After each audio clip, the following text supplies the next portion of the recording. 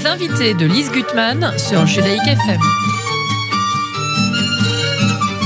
Laura Main, bonjour, et on peut presque se dire Boker Tov. Boker Tov, Boker Or. Merci d'être là en cette jolie matinée.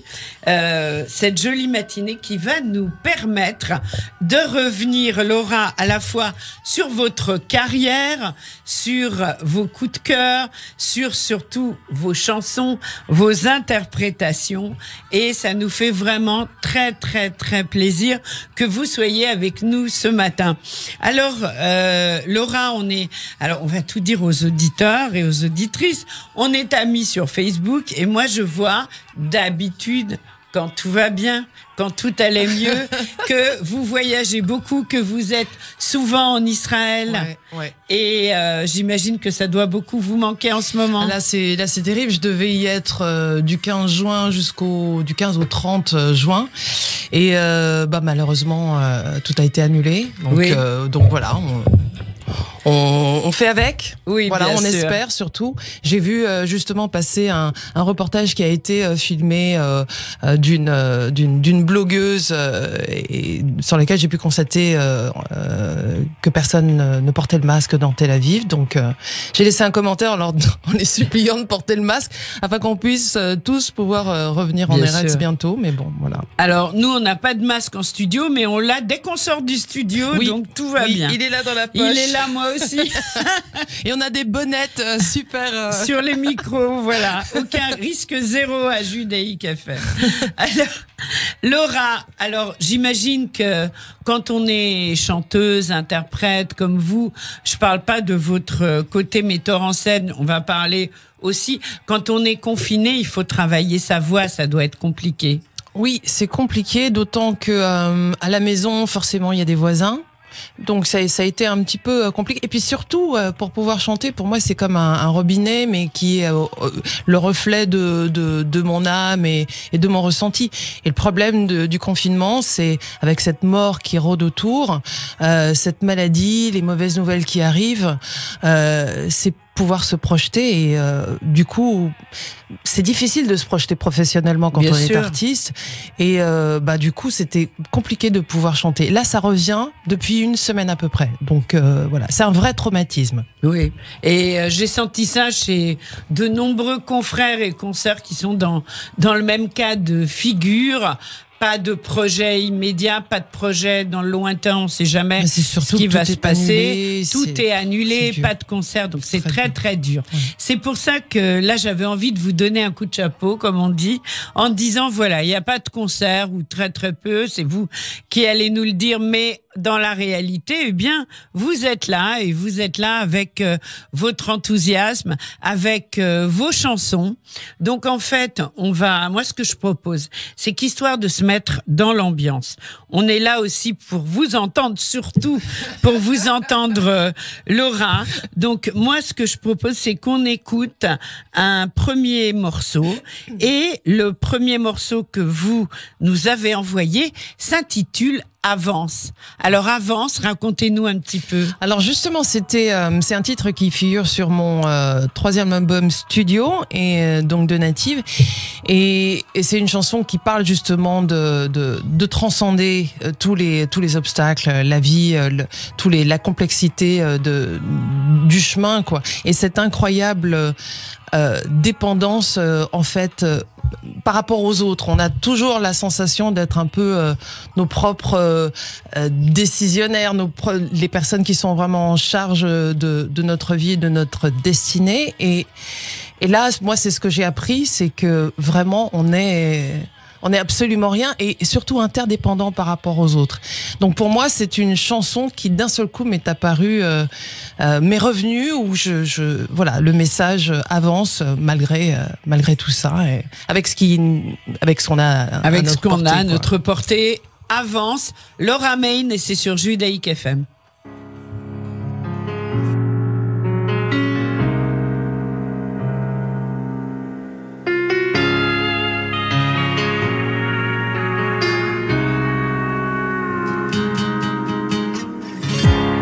Qui peut dire s'il est l'histoire qu'on sait?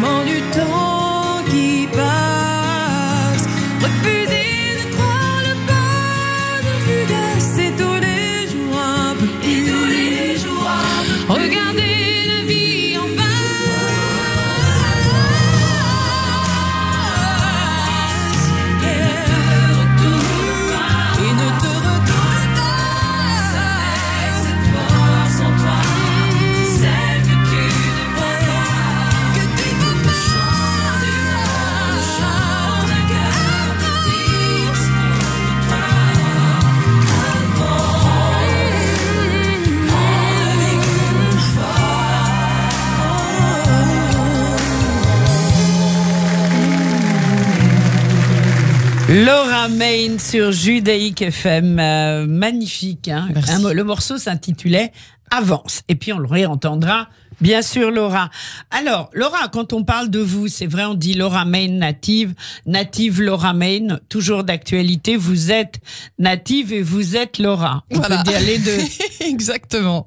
Voilà. Alors, vous êtes essayé un peu au statut de comédien avec Claude Lelouch. Ouais. Vous avez réalisé, vous avez fait de la réalisation avec des clips, je crois, et avec des chanteurs. Des documentaires, voilà. Quel est votre dernier documentaire?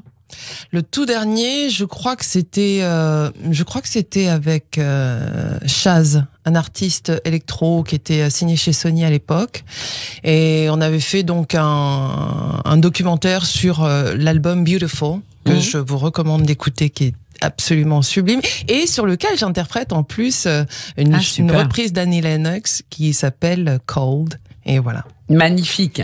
Alors, aujourd'hui, donc, comme tous les artistes, vous espérez pouvoir bien sûr reprendre vos tournées. On vous le souhaite plus qu'ardemment. Merci.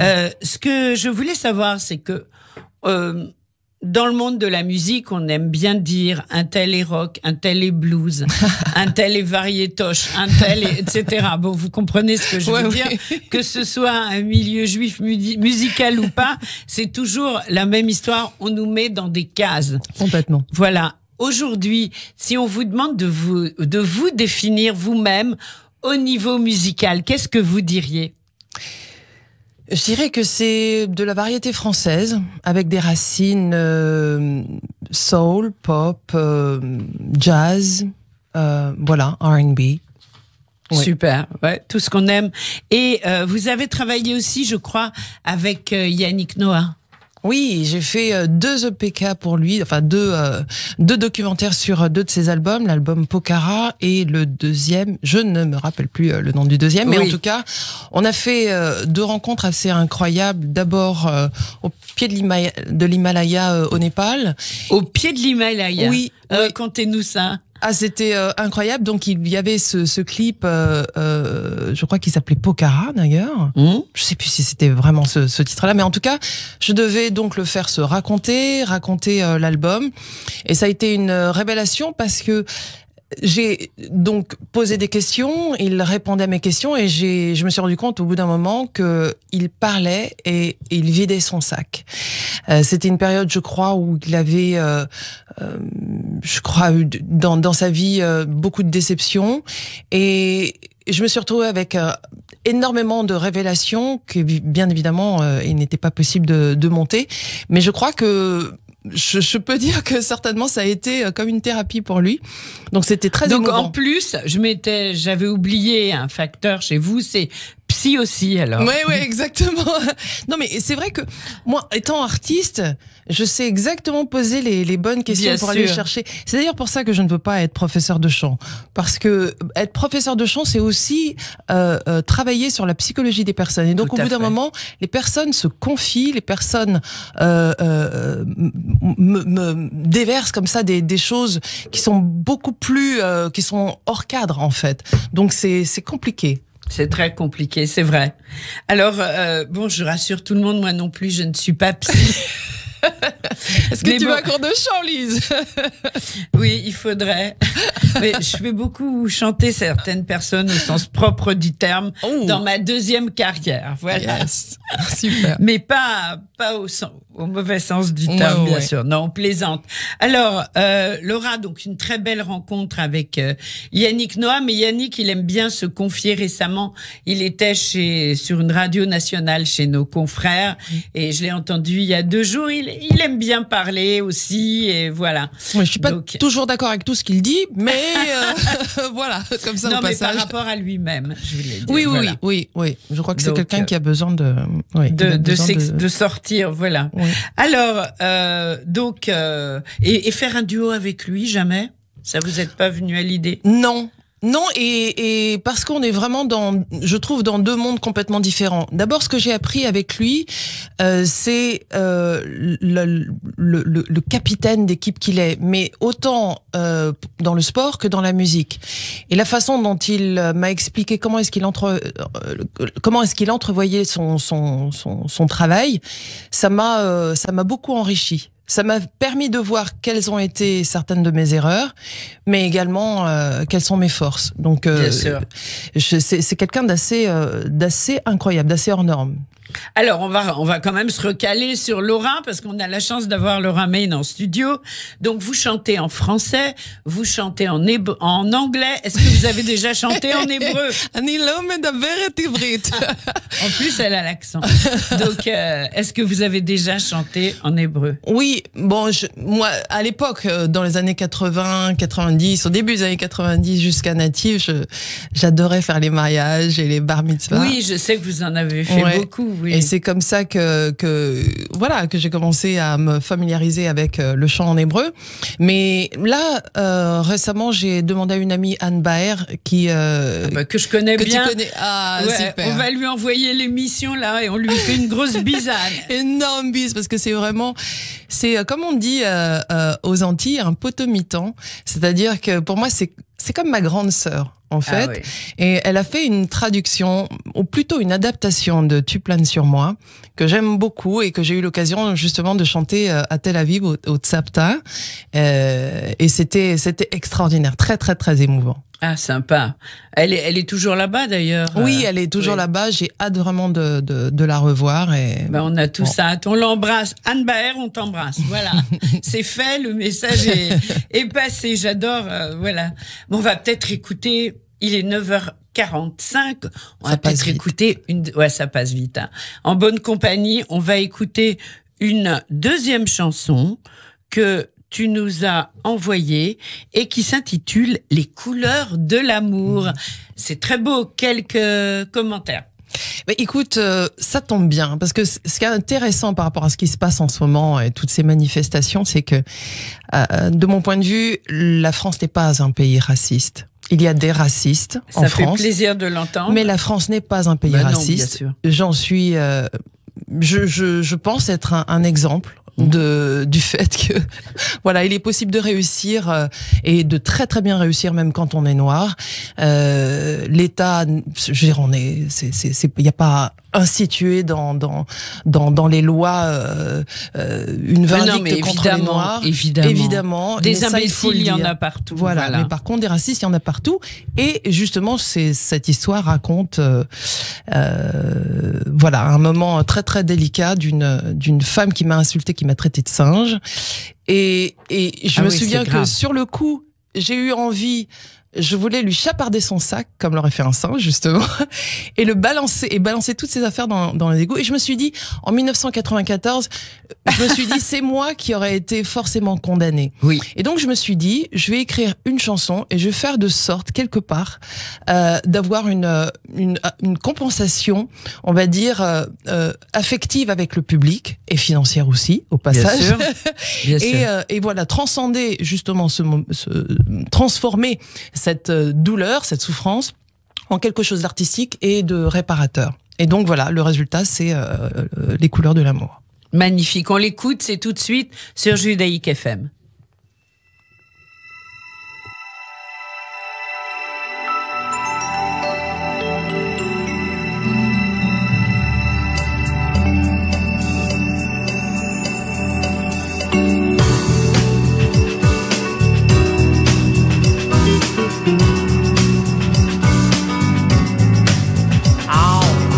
Yeah.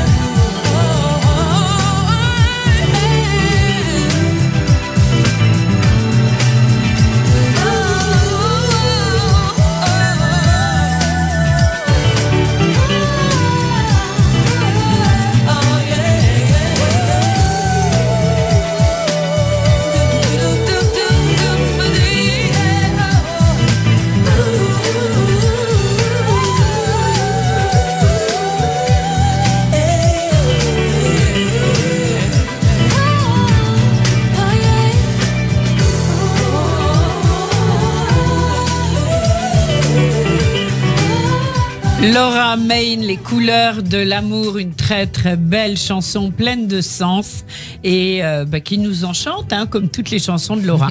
Alors, Laura, pendant le confinement, on a tous, plus ou moins, à force d'être enfermés à la maison, fait des trucs incroyables.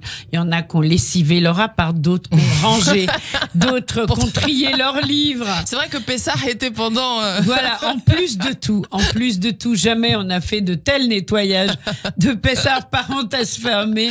Alors, justement, dites-nous, qu'avez-vous réalisé? Parce qu'on a tous finalement plus ou moins, mais quand Laura Main réalise quelque chose, c'est... Peut-être. Racontez-nous. J'ai voulu absolument faire de sorte, ce qui était déjà dans les tuyaux, mais qui d'un seul coup s'est arrêté, c'était la remise en marché du back catalogue, c'est-à-dire tous les albums de Native, les clips, les albums, les EP, les maxi, donc pour être vendus en physique et en digital. Et pour cela, Parce qu'ils étaient sur des bobinos, c'est ça, comme autrefois. Voilà, sur des bandes. Et donc il a fallu d'abord mettre tout le monde d'accord au travail. On pouvait télétravailler, donc on pouvait négocier, on pouvait échanger. Et puis ensuite lancer le mastering. Là, ça a été absolument incroyable parce que les bandes, il fallait les retrouver, mais elles étaient dans un studio donc stocké, mais à cause de l'urgence sanitaire, le lieu était complètement fermé, cloîtré. Quand on a pu récupérer les bandes, il faut en fait, en gros, les faire cuire, on va dire, les bandes, parce que sinon elles se désagrègent. Alors, il y a un processus que je ne saurais vous expliquer, mais pour éviter, en les écoutant, que les bandes s'abîment, il faut apparemment les faire cuire. Donc c'est un process que, voilà, moi je ne connais pas mieux, mais en tout cas, j'ai pu réécouter les albums, et là ça a été absolument incroyable parce que justement, Couleur de l'amour qu'on vient d'écouter est une des chansons que j'ai écoutées en premier, remasterisé. Et écoutez bien, j'ai eu la sensation d'un seul coup d'être revenu en 1997, d'être dans le studio. J'étais mariée avec mon ex-mari.